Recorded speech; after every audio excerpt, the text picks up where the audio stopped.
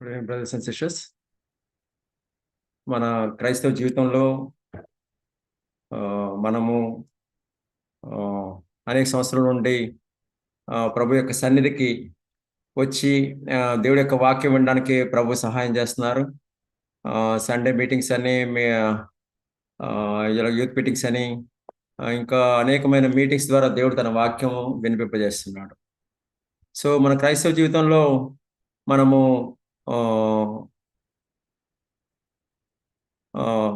ఆ యొక్క గ్రోత్ మన జీవితంలో కనబడుతుందా లేదా, గ్రోత్ రావాలంటే మనము ఏ విధంగా మన క్రైస్తవ జీవితాన్ని షేప్ చేసుకోవాలి అని చెప్పేసి మనం పరీక్షించుకుంటే, మన జీవితంలో క్రైస్తవ జీవితంలో మనం ఏమేమి కలిగి ఉంటే మనము మన జీవితంలో మన క్రైస్తవ జీవితంలో మనము దేవునిలో ఎదిగేవారిలాగా ఉంటాము. ఎవరు ఒక క్లాస్ లో ఉండి అనేక సంవత్సరాలు అలాగ ఉండిపోవాలని చెప్పేసి ఎవరు ఆశించరు, కానీ ఎవ్రీ ఇయర్ నెక్స్ట్ క్లాస్కి ప్రమోట్ అవ్వాలని చెప్పి ఆశిస్తారు. లేకపోతే జాబ్లో పనిచేస్తున్నట్టయితే, ఏదైనా జాబ్ చేస్తున్నట్టయితే దానిలో ప్రమోషన్ రావాలని చెప్పి ఆశిస్తాం. లోకపరంగా ఆశిస్తాం, దానిలో తప్పేం లేదు. అలాగే క్రైస్తవ జీవితంలో కూడా మన హెవెన్లీ ఫాదర్ కూడా మనము స్టెప్ బై స్టెప్ దేవుళ్ళలో ఎదగాలని చెప్పేసి ఆశిస్తారు. సో దానికోసము మన జీవితంలో ఏది మనము కలిగి ఉండాలి? మొట్టమొదటిగా మనము కలిగి ఉండవలసింది, ఒకసారి మనం కీర్తనలో 42వ కీర్తన,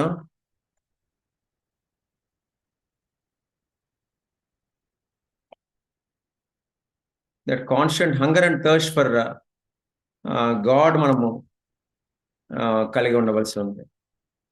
42వ కీర్తన, ఈ భక్తులు ఇక్కడ సెలవిచ్చిన విధంగా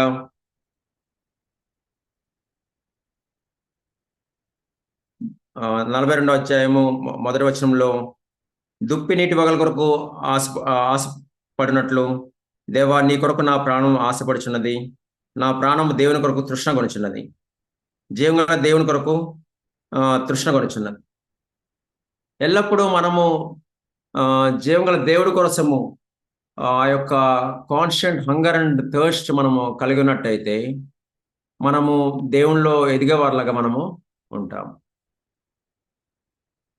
ఎప్పుడైతే హంగర్ అండ్ థర్స్ట్ తగ్గిపోద్దో, మన జీవితం విషయమై, క్రిస్టియన్ లైఫ్ విషయమై మనము సాటిస్ఫై అయిపోతాము. అప్పుడు మనము క్రమేపీ మనము చల్లారిపోయేవారిలాగా మనం ఉంటాం. సో మన జీవితంలో ఎల్లప్పుడూ యేసు ప్రభువు ఏం చెప్పారండి? యోహాను సువార్త 7వ అధ్యాయంలో, ఎవడైనా దప్పికొన్న ఏళ్ళ నా యొద్దకు వచ్చి దప్పిక తీర్చుకున్న వాళ్ళని చెప్పేసి యేసు ప్రభువు చెప్తారు. నా యందు విశ్వాసం ఉంచువాని కడుపులో నుండి జీవధారలు బయలుదేరుతాయి. అంటే తన అనుగ్రహించే ఆత్మ విషయమై, పరిశుద్ధాత్మ విషయమై యేసు ప్రభువు ఆ విధంగా చెప్పారు. Brother, clearly audible brother? క్లియర్గా ఉంది బ్రదర్. సో మన జీవితంలో, క్రైస్తవ జీవితంలో ఎల్లప్పుడూ కాన్స్టెంట్ హంగర్ అండ్ థర్స్ట్ యేసు ప్రభువు వల్ల మనము కలిగి ఉంటేనే కానీ మన జీవితంలో మనము క్రైస్తవ జీవితంలో యవ్వన కాలంలో ముఖ్యంగా ప్రోగ్రెస్ అవ్వలేము. హంగర్ అండ్ థర్స్ట్ లేకపోయినట్టయితే ఏదో ఒక డిస్ట్రాక్షన్స్ వల్ల మనము డీవియేట్ అయిపోయి ఆ యొక్క మన యొక్క ఆత్మీయ జీవితం మీద ఇన్స్టెడ్ ఆఫ్ ఆయిల్ వాటర్, సైతాన్ ఎప్పుడు వాటర్ చల్లి మన యొక్క అగ్నిని ఆర్పివేయాలని చూస్తూ ఉంటాడు. దేవుడైతే ఆయిల్ పోసి దాన్ని ఇంకా వెలిగించాలని చెప్పేసి దేవుడు చూస్తూ ఉంటారు. కాబట్టి మనము ఎల్లప్పుడూ ఆ యొక్క కాన్స్టెంట్ హంగర్ అండ్ థర్స్ట్ మనము మెయింటైన్ చేసుకోవాలి. మనం ఇంగ్లీష్లో ఒక పాట పాడతాం కదా, more about Jesus, more of his saving fullness, more of his love to others show అని చెప్పేసి ఒక ఇంగ్లీష్లో ఒక పాట పాడతాం. మీకు అందరికీ ఆ పాట తెలిసిన పాటే అది. More about Jesus would I know, more of his grace to others show, more of his saving fullness, more of his love who died for me. More of his saving fullness అంటే కేవలము సాల్వే, నేను రక్షణ పొందానండి, నేను 10 సంవత్సరాల నుంచి నేను ప్రభువుని వెంబడిస్తున్నా, 10 సంవత్సరాల క్రితం నేను మారుమనసు పొందానండి అని చెప్పేసి అంటే దాంతో సాటిస్ఫై అయిపోతే లాభం లేదు. కానీ more of his saving fulness, దాంట్లో ఉన్న రక్షణ సంపూర్ణతను నేను చూడాలి. More about Jesus, more about Jesus అని చెప్పాం. More about Jesus let me learn, more of his holy will discern, spirit of God my teacher be, showing the things of Christ to me. చూడండి ఎంత భక్తుడు ఎంత meaningful గా ఈ పాట రాశాడో. మనము ఈ రోజు కూడా మనకి ఎంతో ఎంతో బ్లెస్సింగ్ గా మనకి ఈ పాట పాడుకుంటే we will be revived in our spirit. Spirit of God my teacher be, showing the things of Christ to me. క్రీస్తు యొక్క సంగతులను మనము మనము తెలుసుకున్నట్లుగా దేవుని యొక్క ఆత్మ మనకి చూపించాలని చెప్పేసి ఇక్కడ పాట పాడుతున్నాను. More of his, second line లో more of his holy will discern, ఆ యొక్క పరిశుద్ధమైన చిత్తమును నేను గ్రహించాలి, అలాగే నా జీవితం క్రైస్తవ జీవితం ఉండాలని చెప్పేసి అక్కడ భక్తుడు పాట రాశాడు. ఎప్పుడు ఎందుకు మనం ఏ విధంగా కాన్స్టెంట్ హంగర్ అండ్ థర్స్ట్ మనము కలిగి ఉండగలమండి? ఎలాగ కలిగి ఉండగలము? యోహాను ఒక చోట ఏమని రాసుకున్నాడంటే యేసు ప్రేమించిన శిష్యుడు అని చెప్పేసి ఒక చోట రాసుకున్నాడు. యేసు ప్రేమించిన శిష్యుడు. పేతురు ఏమనుకున్నాడంటే నేను ప్రభువుని ఎక్కువగా ప్రేమించాలని చెప్పేసి ప్రభువుని వెంబడించాలనుకున్నాడు. కానీ యోహాన్ అయితే తన యోహాన్ సువార్తలో మత్తయి, మార్కు, లూకాలో ఎక్కడో రాయబడి ఉండదు, కానీ యోహాన్ తను రాసుకున్నాడు యేసు ప్రేమించిన శిష్యుడు. ప్రభువు తను ఎంతగా ప్రేమించారో యోహాను తను గ్రహించాడు.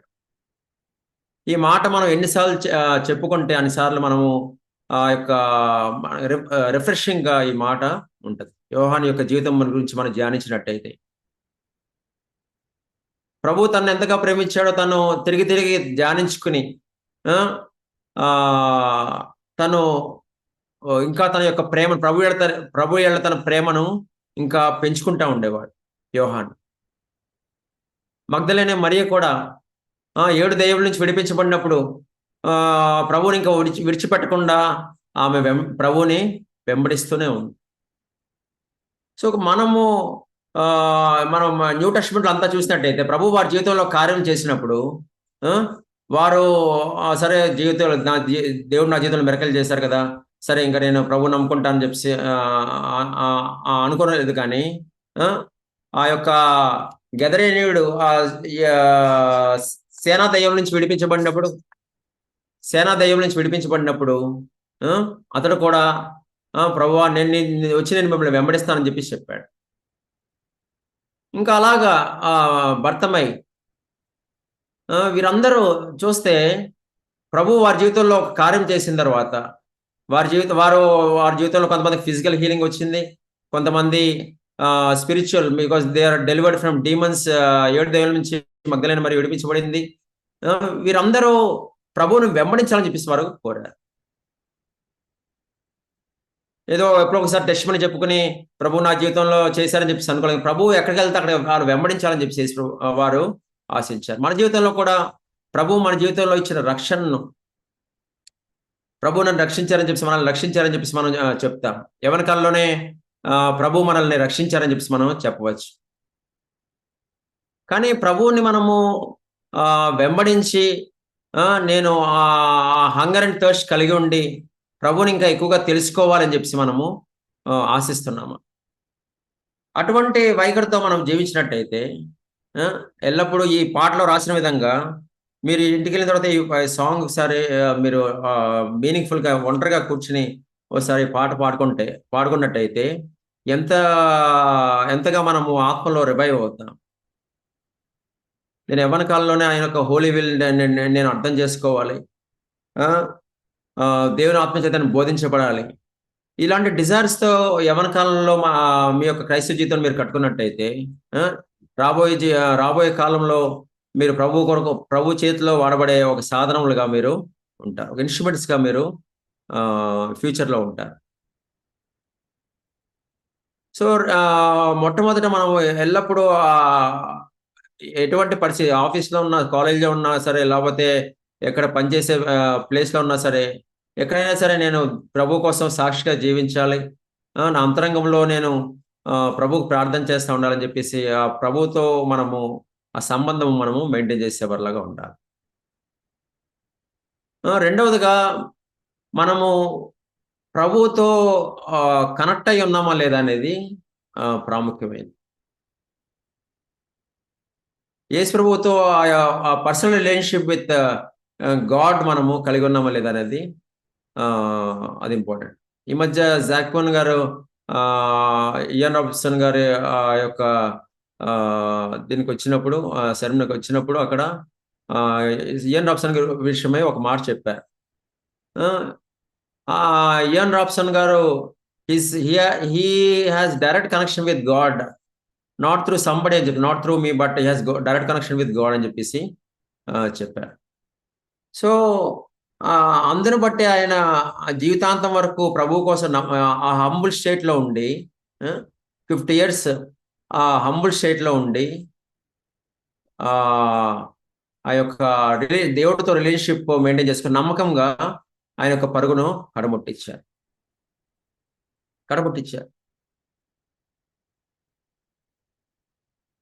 సో మనం ప్రభువుతో పర్సనల్ రిలేషన్షిప్ కనెక్షన్ మనం కలిగి ఉన్నామా లేదా అనేది ఇంపార్టెంట్. నిజంగా పర్సనల్ కనెక్షన్ మనం కలిగినట్టయితే ప్రభువునందు మనం నిల్చున్నాము అనడానికి మనకు రుజువు ఏమిటండి? ఒకసారి యోహాను సువార్త 15వ అధ్యాయం చూసుకుందాం. ఒకసారి యోహాను సువార్త 15వ అధ్యాయము.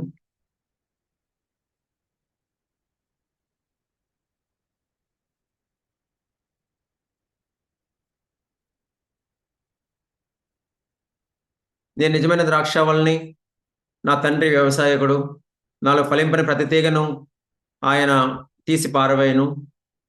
ఫలించే ప్రతి తీగ మరి ఎక్కువగా ఫలింపవలనని దానిలోని పనికిరాని తీగలను ఆయన తీసివేయను. నేను మీతో చెప్పిన మాటను బట్టి మీరు ఇప్పుడు పవిత్రులై ఉన్నారు. నా యందు నిల్చుండి మీ యందు నేను నిలిచియుందును. యేసు ప్రభువు ఏమని చెప్తున్నారండి ఇక్కడ? నేను నిజమైన ద్రాక్షావల్లిని, నా తండ్రి వ్యవసాయకుడు, నాలో ఫలింపని ప్రతి తీగను ఆయన తీసి పారవేయను. ఫలించు ప్రతి తీగ మరి ఎక్కువగా ఫలింపవలనని దానిలోని పనికిరాని తీగలను తీసివేయను. So that's pruning process. మన క్రైస్తవ జీవితంలో గ్రోత్ అవ్వకుండా ఆపేసే ఆ యొక్క పనికిరాని తీగల్ని, ఆ శాప్ని అనవసరంగా పీల్చి మన గ్రోత్ని ఆపేసే ఆ పనికిరాని తీగలను తీసివేసుకోవాలని చెప్పేసి ఆయన చెప్తున్నారు. Pruning process. హోలీ స్పిరిట్ ఈ విషయంలో నువ్వు చేంజ్ అవ్వాలి, పలానా విషయంలో యు రిమూవ్ దిస్ బ్రాంచ్, ఇది నీ జీవితంలో తీసివేసుకోవాలి, లేకపోతే ఇది చేంజ్ చేసుకోవాలి, నీ వే ఆఫ్ లైఫ్, నీ డైరెక్షన్ మార్చుకోవాలి అని చెప్పేసి హోలీ స్పిరిట్ మనకి బోధిస్తూ ఉంటారు. బోధించినప్పుడు మనం ఈల్డ్ అయినట్టయితే మనం ప్రభువులో గ్రో అయ్యే వాళ్ళగా మనము ఉంటాం. ఒకసారి సెల్ ఫోన్ యూసేజ్ విషయంలో అన్నీ ఓకే, మనం వరల్డ్ పీపుల్ చేస్తున్నట్టు చూస్తున్నట్టు మనం మొబైల్ యూజ్ చేయకపోవచ్చు. We may be using for good purpose, మంచి ఉద్దేశంతోనే మనము దాన్ని యూజ్ చేస్తున్నామని చెప్పేసి చెప్పగలము. చెడ్డ వాటిని చూడట్లేదండి, నేను మంచి వాటిని చూస్తున్నాను అని చెప్పేసి చెప్పచ్చు. కానీ కొరింథీయులు రాసిన పత్రిక 1వ అధ్యాయం, 1వ కొరింథీయులు రాసిన పత్రిక, కొరింథీయులు రాసిన మొదటి పత్రిక 6వ అధ్యాయము 12వ వచనం చూసుకోండి. అన్నిటి యందు నాకు స్వాతంత్రం కలదు కానీ అన్నీ చేయదగినవి కావు, అన్నిటి యందు నాకు స్వాతంత్రం కలదు కానీ నేను దేని చేతను లోబర్చుకున్న బడనొల్లను. అన్ని చేయగలను, చేయడానికి స్వాతంత్రం ఉంది, కానీ దేని చేత నేను లోబర్చుకున్న బడల నొల్లను. ఇంగ్లీష్ బైబిల్లో ఏమని రాయబడిందండి? ఇంగ్లీష్ బైబిల్ ఎవరు చదవగలరా? ఇంగ్లీష్ బైబిల్లో నేను దేని చేతను లోబర్చుకున్న బడల నొల్లను అంటే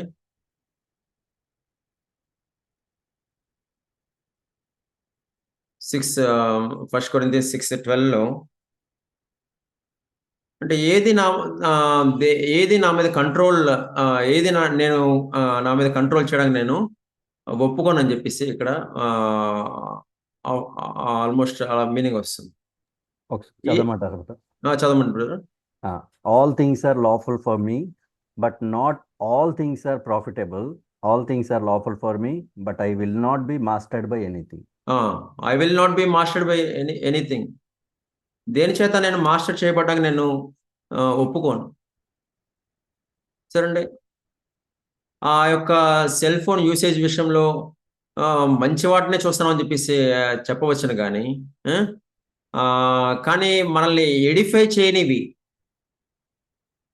చాలా మంచిగానే కనిపిస్తుంది, చూసినప్పుడు చాలా మంచిది. కానీ అది నాకు క్షేమాభివృద్ధి. చూడండి ఒకసారి కొరింథీయులకు రాసిన మొదటి పత్రిక 10:23 చేయండి ఒకసారి. 10:23లో 1 Corinthians 10:23, అన్ని విషయంలో నాకు స్వాతంత్రం కలదు కానీ అన్నీ చేయదగినవి కావు, అన్నిటి యందు నాకు స్వాతంత్రం కలదు కానీ అన్నీ క్షేమాభివృద్ధి కలుగజేయవు. అన్నీ నన్ను ఎడిఫై చేయవు, నాకు క్షేమాభివృద్ధి కలుగజేయవు. చూడొచ్చు, కానీ నా యొక్క టైంని దేవుడు ఇచ్చిన ప్రెషియస్ టైంని నేను నాకు క్షేమాభివృద్ధి కలగజేయని వాటి కోసం నేను స్పెండ్ చేసినట్టయితే, నాకు క్షేమాభివృద్ధి చేసే వాటి కోసం నేను ఎంత టైం స్పెండ్ చేయగలను? సో అన్ని విషయంలో నాకు స్వాతంత్రం కలదు కానీ అన్నీ చేయదగినవి కాదు, అన్నీ చేయదగినవి కావు. అదే కొన్ని మంచి విషయాలుగానే చూడాల్సిన అవసరం లేదు. దట్ ఈస్ నాకు నా టైం కిల్ చేసి నా ప్రెషియస్ టైంని నా మైండ్లో అనవసరమైన మెసేజ్ లేకపోతే ఇన్ఫర్మేషన్ పెట్టుకుని గాడ్స్ వర్డ్కి ఉండాల్సిన స్థానంలో అనవసరమైన ఇన్ఫర్మేషన్తో లోడ్ చేసుకుని I cannot burden my life. కాబట్టి అన్నిటి యందు నాకు స్వాతంత్రం కలదు కానీ అన్ని క్షేమాభివృద్ధి కలిగించేవి. సో నా యొక్క పనికిరాని తీగలు కొన్ని నా జీవితంలో అనవసరమైన వాటి కోసం, నాకు క్షేమాభివృద్ధి కలగజేయని వాటి కోసం ఎక్కువ టైము స్పెండ్ చేయడము అనే పనికిరాని తీగలు ప్రభు తీసేయాలని చెప్పి కోరుతున్నా. ప్రభా, ఇది నేను వీటిని జయించలేకపోతున్నాను ప్రభా, మీరు దీని విషయంలో మీ యొక్క పరిశుద్ధాత్మ శక్తి చేత నాకు సహాయం చేయండి అని చెప్పి మనం అడిగినట్టయితే ప్రభు మనకి సహాయం చేస్తారు.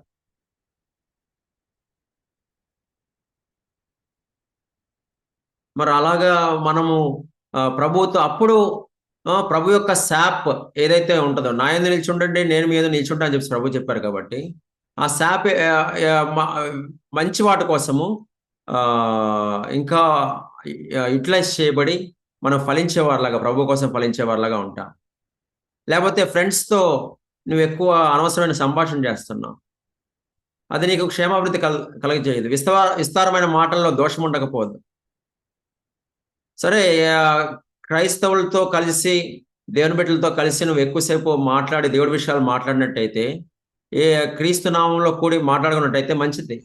ఎక్కడ 2-3 నా నామంలో కూడి ఉంటారో నేను అక్కడ ఉంటానని చెప్పేసి యేసుప్రభు చెప్పారు. కాబట్టి యేసుప్రభు నామంలో కూడుకుంటే నిజంగా ప్రభు యెడల ఆశ కలిగిన, ప్రభుకి హీల్డ్ అయిన ఇద్దరు కలుసుకున్నట్టయితే వారు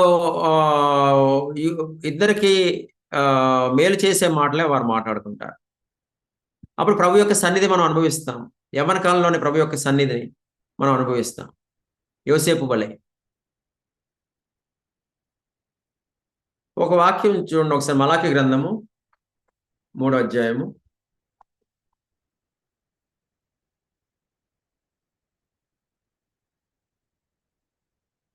చూడండి ఒకసారి, మలాకి గ్రంథం 3వ అధ్యాయం 16వ వచనము. అప్పుడు యెహోవా యందు భయభక్తులు గలవారు ఒకరితో ఒకరు మాట్లాడుకొనిచుండగా యెహోవా చెవియొగ్గి ఆలకించెను. మరియు యెహోవా యందు భయభక్తులు కలిగి ఆయన నామమును స్మరించుచు ఉండు వారికి జ్ఞాపకార్థంగా ఒక గ్రంథం ఆయన సముఖమందు వ్రాయబడెను. యెహోవా యందు భయభక్తులు గలవారు ఒకరితో ఒకరు మాట్లాడుకుంటుండగా దేవుడే ఆలకిస్తున్నాడంట.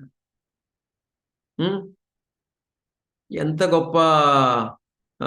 ఫస్ట్ ఎక్కడ 2-3 నా నామం కూడా ఉంటారో వారి మధ్య నేను ఉంటాను ప్రభు చెప్తున్నారు. పరలోకం నుంచి దేవుడే మనం ఏం మాట్లాడుకుంటున్నాం, యెహోవా యందు భయభక్తులు గలవారు మాట్లాడుకుంటుంటే దేవుడే ఆలకిస్తాడు. యెహోవా యందు భయభక్తులు కలిగి ఆయన నామమును స్మరించుచుండు వారికి జ్ఞాపకార్థంగా ఒక గ్రంథం ఆయన సముఖమందు వ్రాయబడెను. ఇటువంటి లైఫ్ స్టైల్ యవ్వన కాలంలో అనుభవించినట్టయితే, అలవరుచుకున్నట్టయితే ఆ, మనం ప్రభువులో మనము ఇంకా గ్రో అయ్యేవారిలాగా మనం ఉంటాం. మనం చేయవలసింది నిజమే ప్రభు చేయవలసింది ప్రభు చేస్తారు. తన యొక్క కృపను, తన యొక్క పరిశుద్ధాత్మను మనం అడిగిన కొలది ఆయన మనకి దయచేస్తా ఉంటారు. కానీ ఈ లోకంలో మనము దుష్టత్వంతో ఎండిన ఈ లోకంలో come out from among them and be separate అని చెప్పేసి దేవుని వాక్యం సెలవిస్తుంది కాబట్టి మనము ఈ లోకం నుండి వేరే ప్రభుతో సహవాసం ఎంత ఎక్కువగా చేస్తామో, ఆ, ఆ ప్రభుతో ఎంత ఎక్కువగా కనెక్ట్ అయి ఉంటామో, ప్రభు బిడ్డలతో ఎంత సహవాసం చేస్తామో అంతగా మన జీవితంలో ఆ శాప్ మనలో ఫ్లో అయ్యి మనము ప్రభులో గ్రో అయ్యేవారిలాగా మనము ఉంటాం.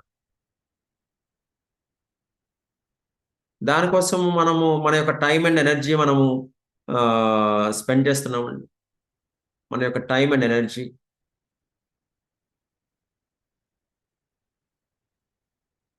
ఈ లోకంలో గ్రో అవ్వడానికి సపోజ్ ఎడ్యుకేషన్ అవనివ్వండి, జాబ్ పర్పస్ అవనివ్వండి, చాలా ప్రయాసపడతాం. గంటలు గంటలు చదువుతాము, రాత్రి పగలు చదువుతాము, ఒకసారి కష్టపడి చదవాలనుకుంటాము. ప్రమోషన్ రావాలంటే ఎగ్జామ్ కోసము ఎగ్జామ్ రాయడానికి మనము ఎంతోగానో ప్రిపేర్ అవుతాము. కానీ దేవుడి విషయాలు వచ్చేసరికి యేసుప్రభు యొక్క ఆ యొక్క దేవుని యొక్క రాజ్య సంగతులు వచ్చేసరికి మనం ఎంతవరకు మనం కంట్రిబ్యూట్ చేసేవారిలాగా మన సైడ్ నుంచి మనం ఉంటున్నాం. ఎవరి కాలంలోనే 30, 40, 50 ఇయర్స్ వచ్చినప్పుడు కాదు, కానీ ఎవరి కాలంలోనే ఎంతవరకు మనం ఇటువంటి లైఫ్ని మనము అలవర్చుకుంటున్నాం. మూడవదిగా మనం ప్రభు యొక్క మాటకు ఎంతవరకు మనము విధేయత చూపిస్తున్నాం. ఇది ప్రభు యొక్క మాట, ప్రభు చెప్పారు కాబట్టి నేను చెయ్యాలని చెప్పేసి ఎంతవరకు మనము విధేయత చూపిస్తున్నాం. సో మన ఒబీడియన్స్ మీదే మనము మన యొక్క క్రైస్తవ జీవితము యొక్క గ్రోత్ మనది ఆధారపడి ఉంటుంది. అందరికీ తెలుసు యేసు ప్రభు సేవ ఆరంభించక ముందు జెబెదయి కుమారులైన యాకోబు యోహానుల్ని, జేమ్స్ అండ్ జాన్లని పిలిచినారు. ఆ వలలు బాగు చేసుకుంటుంటే నన్ను వెంబడించమని చెప్పేసి చెప్పినారు. వాళ్ళు తమ తండ్రి వద్ద వలలు విడిచిపెట్టి ప్రభువుని వెంటనే వెంబడించారు. మరి ఒకసారి పేతురు దోణిలో ఉన్నప్పుడు తనకు దోణిమ్మని చెప్పి యేసు ప్రభు అడిగినప్పుడు దోణిలోంచి ప్రభు ప్రసంగించిన తర్వాత నీవు వల వేయమని చెప్పేసి చెప్పినప్పుడు అక్కడ పేతురు ఏమంటాడంటే రాత్రంతా ప్రయాసపడ్డాను ప్రభు, నాకేమీ చేపలు దొరకలేదంటాడు. ఒకసారి చూడండి లోకాసు వార్త 7వ అధ్యాయం ఒకసారి.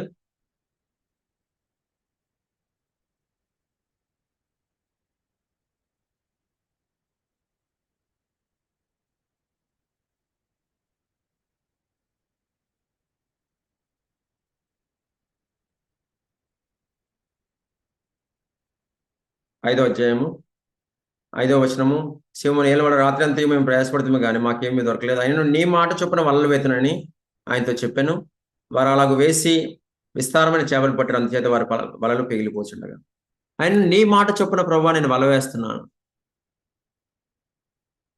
అని చెప్పేసి ఎప్పుడైతే వల వేస్తున్నాడో విస్తారమైన చేపలు అతడు పట్టినాడు. Okay, it's a physical blessing అవ్వచ్చు, కానీ అక్కడ పేతురు యొక్క మాట, ప్రభు యొక్క మాటకు అతడు విలువిచ్చి విధేయత చూపించాడు. తర్వాత ఇంకా అనేకమైన ఇన్సిడెంట్స్ మనం చూడొచ్చు. మత్తయి అనే ఒక ట్యాక్స్ కలెక్టర్ నన్ను వెంబడించగానే వచ్చేసి ఆయన్ని వెంబడించాడు.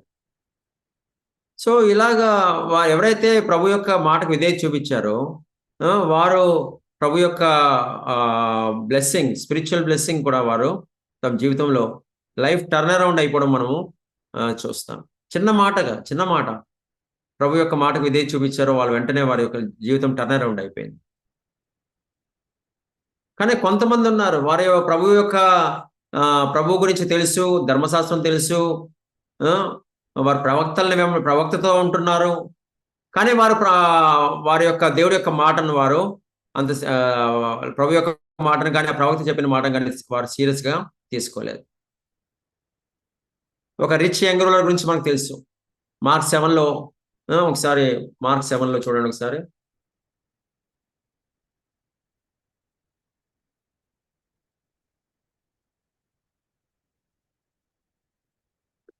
మార్క్ 7లో మార్క్ 17:27లో మార్క్ 10:17 ఆయన బయలుదేరి మార్గం పోచుండగా ఒకడు పరిగెత్తుకుని వచ్చి ఆయన ఎదుట మోకాళ్ళుని, సద్బోధకుడా, నిత్య జీవనకు వారసుడవుటకు నేను ఏమి చేయదునని ఆయన అడిగాను. యేసు, నన్ను సత్పురుషుడు ఎలా చెప్తున్నావు? దేవుడు ఒకడే కానీ మరి ఎవడును సత్పురుషుడు కాడు. నరహత్య చేయవద్దు, వ్యభిచరింపవద్దు, దొంగిల వద్ద అబద్ధ సాక్ష్యం పలకవద్దు, మోసపుచ్చవద్దు, నీ తల్లిదండ్రులను సన్మానింపు, మన ఆజ్ఞలు నీకు తెలియను కదా అని అతనితో చెప్పాను. అందుకు అతడు, బోధకుడు, బాల్యం నుండి ఇవన్నీ అనుసరించునే ఉంటేనని చెప్పాను. యేసు అతను చూసి అతను ప్రేమించి, నీకు ఒకటి కొదువుగా ఉన్నది, నీవు వెళ్ళి నీకు కలిగినవన్నీ అమ్మి బీదలకిమ్ము, పరలోకమందు నీకు ధనం కలుగును. అతడు 22వ వచనం, అతడు మిగులు ఆస్తి గలవాడు గనుక ఆ మాటకు ముఖం చిన్నపుచ్చుకొని దుఃఖపడిచి వెళ్ళిపోయాడు. ఇప్పుడు ఇతనికి ధర్మశాస్త్రం తెలియదండి, అన్ని తెలుసు, ధర్మశాస్త్రం తెలుసు, ఆజ్ఞలు తెలుసు. కానీ అక్కడ ప్రభు చెప్పిన మాటకు అతడు విధేయత చూపించలేకపోయాడు. అంటే ఏంటి? అంటే ఎన్ని పాటిస్తున్నాడు కానీ ప్రభు చెప్పిన మాట కంటే తన యొక్క ఆస్తిని ఎక్కువగా, ధనంని ఎక్కువగా అక్కడ ప్రేమించాడు. ముందు చూస్తే యాకోబు, యోహానులు కానీ, పేతురు కానీ వారందరూ చేపలు పట్టుకునే వాళ్ళు. రమ్మంటే ఇలా చెయ్యి అంటే చేస్తున్నారు. వారికి ధర్మశాస్త్రం అంతా, ఈ ఆజ్ఞలు అంతా పాటించడం అలాంటి టెస్టిమనీ లేదు వాళ్ళకి. కానీ వాళ్ళు చెప్పిన మాటను వెంటనే చేసినారు. వెంబడించమంటే వదిలిపెట్టి వచ్చి వెంటనే వెంబడించారు. కానీ ఇక్కడ అన్నీ తెలుసు ధర్మశాస్త్రం, కానీ అతడు ప్రభు చెప్పిన మాటకు విధేయత చూపించలేకపోయాడు. సో మనం ఏం నేర్చుకుంటున్నాం? ఇంకొక వ్యక్తి గురించి చూస్తాం. మనము 2 కింగ్స్లో 5th చాప్టర్లో నయమాను అనే చూడండి ఒకసారి, గెహాజీ గురించి మనం అక్కడ చూస్తాము. 2 కింగ్స్లో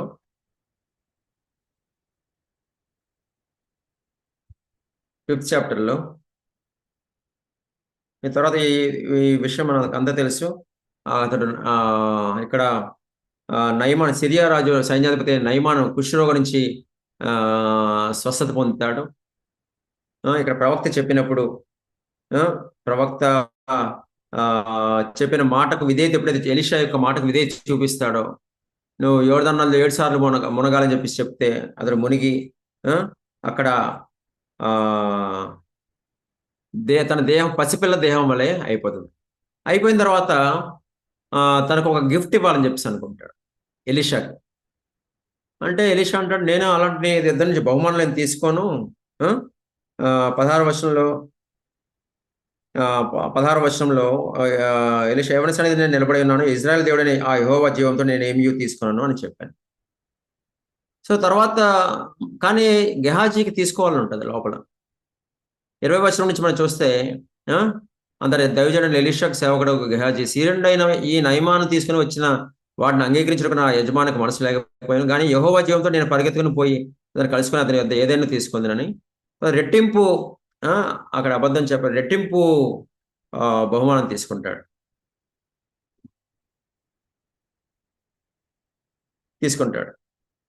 అప్పుడు 25వ వచనంలో, లోపలికి పోయి తన యజమాని ముందర నిలవగా ఎలీషా వాడిని చూసి, గెహాజీ, నీ వెచ్చటి నుండి వచ్చితమని అడిగినందుకు వాడు, నీ దాసుడు నేను ఎచ్చడికి పోలేదన్ను. ఎలీషా వానితో, ఈ మనుషుడు తన రథం దిగి నిన్ను ఎదుర్కొంటూ తిరిగి వచ్చినప్పుడు నా మనసు నీతో కూడా రాలేదా? ద్రవ్యమును, వస్త్రములను, ఉలివి చెట్ల తోటలను, ద్రాక్ష తోటలను, గొర్రెలను, ఎడ్లను, దాసులను సంపాదించడం సమయమా? కాబట్టి నయమాను కలిగిన కుష్ఠు నీకును నీ సంతతికి సర్వకాలం అంటున్నాడు. సో ఎవరితో ఉన్నాడంటే ఇక్కడ గెహాజీ? ప్రవక్తతో ఉన్నాడు. కానీ అతని హృదయంలో ఇంకా ధనవేళ్ల ఆశ ఉంది. అక్కడ rich young ruler is not ఒక న్యూ పర్సన్ కాదండి. ఈ లాకి ఒక న్యూ పర్సన్, ఏమి తెలియని, ధర్మశాస్త్రం తెలియని వ్యక్తి కాదు, రాజ్యాలనే తెలుసు. కానీ తన హృదయంలో ఆ యొక్క ధనవేళ్ల ప్రేమ ఉంది. కాబట్టి ఇక్కడ గెహాజీకి ఎలాగైతే ధనవేళ్ల ప్రేమ ఉందో, అక్కడ రిచ్ యంగ్ రూలర్ కూడా ధనవేళ్ల ప్రేమ ఉంది. కాబట్టి వారు ప్రభు యొక్క మాటకు వారు విధేయత చూపించలేకపోయారు. కాబట్టి మనం ఎన్ని సంవత్సరాల నుంచి ప్రభువుని వెంబడిస్తున్నాము, ఎన్ని సంవత్సరాల నుంచి నాకు బైబుల్ తెలుసు, ఎన్ని సంవత్సరాలు నేను రక్షణ పొంది ఎన్ని సంవత్సరాలు అయింది, అదే ప్రాముఖ్యము కాదు. కానీ ప్రజెంట్ ఇప్పుడు మన హృదయంలో ప్రభు కంటే మనం దేన్ని ఎక్కువగా ప్రేమిస్తున్నాము, అదే మన జీవితాన్ని ఇన్ఫ్లుయెన్స్ చేసి మన జీవితం యొక్క డైరెక్షన్ని డిసైడ్ చేస్తుంది. అదే మన జీవితం యొక్క గమనమును అది డిసైడ్ చేస్తుంది. వారు మొట్టమొదటి మనం చూసుకున్న ముగ్గురు చూస్తే వారికి ఏది లేదు, కానీ వారు ప్రభు మాటకు వెంటనే విధేయత చూపించారు. కాబట్టి మన హృదయంలో ప్రభు కంటే మనం దేన్ని ఎక్కువగా ప్రేమిస్తున్నాము అనేది చాలా ప్రాముఖ్యమైనది. దాని మీదే మన యొక్క గ్రోత్. వీటన్నిటికంటే ప్రభువుని ఎక్కువగా ప్రేమిస్తున్నాము. ఆకాశంలో నీవు నాకుండగా లోకంలో ఏది అక్కర్లేదు అని చెప్పేసి దేవుడు భక్తుడు సెలవిచ్చిన విధంగా, నీవు నాకుండగా లోకంలో ఆకాశంలో నీవు తప్ప నాకు ఎవరున్నారు, నీవు నాకుండగా లోకంలో ఏది నాకు అక్కర్లేదు అని చెప్పేసి భక్తుడు సెలవిచ్చిన విధంగా, అటువంటి స్థితిలో మనం ఉన్నట్టయితే, ఎల్లప్పుడూ ఆ యొక్క అటువంటి మైండ్ సెట్లో మనం ఉన్నట్టయితే, అలాంటి డిజైర్స్తో మనం జీవించినట్టయితే మన క్రైస్తవ జీవితంలో మనం గ్రోత్ చూడగలం.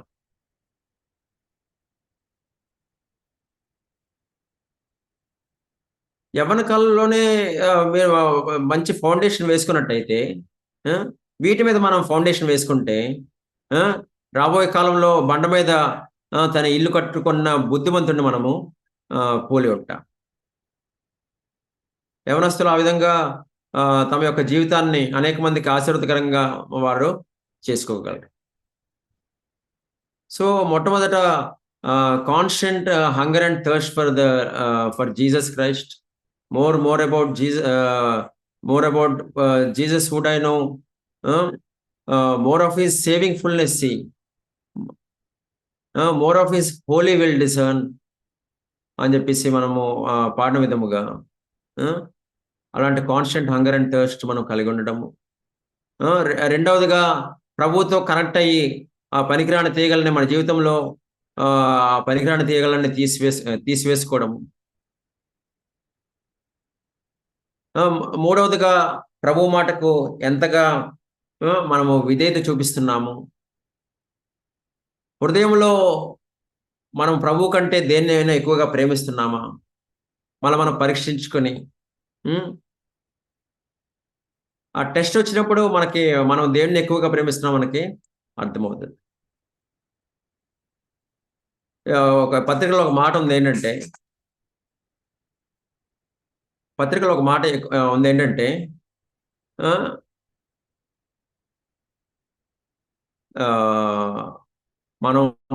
మనము ఎవరితో సహవాసం కలిగి ఉండాలి, ఎవరితో సహవాసం కలిగి ఉండకూడదు అని చెప్పేసి అక్కడ ఒక మాట ఉంది ఏంటంటే, శరీరానుసారమైన మనసు వాళ్ళని ఊరక ఒప్పొంగుచు, అంటే తమ యొక్క ఫ్లెష్లీ మైండ్ వాళ్ళని ఊరక ఒప్పొంగుచు, శిరస్సుని హత్తుకొనని వాడు మీ బహుమానం అపహరింపనీయుడు అని ఉంది. శిరస్సు అంటే ఎవరంటే క్రైస్ట్. అనేక మంది మన చుట్టూ మంచి గాడ్స్ డిజైర్ ఉన్న వాళ్ళు ఉంటారు, కనపడతారు. కానీ మనము ఆ యొక్క కనెక్టెడ్ టు జీసస్, శిరస్సును హత్తుకుని వారు ఎవరినో మీ బహుమానమును అపహరింపనీయుడే అని చెప్పేసి అక్కడ ఒక పత్రికలో ఒక మాట ఉంటుంది. సో మనము అటువంటి క్రైస్తవ జీవితం మనం అలవాటు చేసుకున్నట్టయితే వ్యక్తిగతంగా మనం ప్రభువులో గ్రో అయ్యేవారిలాగా ఉంటాం. సో దేవుడి విధంగా మనం జీవించిన యవన కాలంలో జీవించడానికి ప్రభు మనకి సహాయం చేయను. Thank you.